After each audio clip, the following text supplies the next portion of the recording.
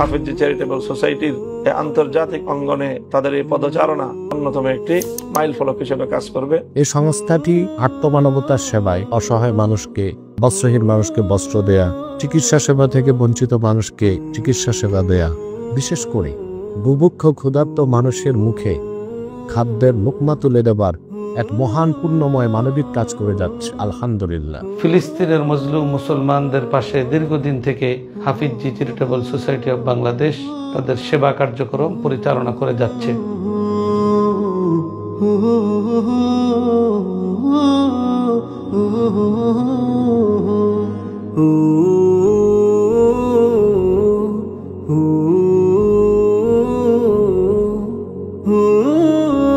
আমি দেশবাসীকে বলবো, এই সংস্থাটি অত্যন্ত দায়িত্বের সাথে কাজ করে যাচ্ছে এবং তাদের কাজে যথেষ্ট ট্রান্সপারেন্সি আছে। তার কারণ এই সংস্থাটিতে দেশের বড় বড় বিজ্ঞ আলেম ওলামা তাদের পরামর্শ নিয়ে তারা চলছে। অতএব আমি দেশবাসীকে বলবো যে আপনারা একেবারেই নির্বিঘ্নে আপনাদের যাকাতের টাকা, ফিতরার টাকা এই সংস্থাকে দিতে পারেন এবং এর পরিচ্ছন্ন হিসাব নিকাশ তারা সংরক্ষণ করে এবং সারা বাংলাদেশ এবং দেশ বিদেশে মুসলমান ভাই বোনরা যারা বসবাস করছেন তাদের সকলের প্রতি উদাত্ত আহ্বান রাখি যে তারা হাফিজি চ্যারিটেবল সোসাইটি অব বাংলাদেশের দেশে বিদেশের এই সকল সেবা কার্যক্রমে তারা সহযোগিতার হাত সম্প্রসারিত করবেন।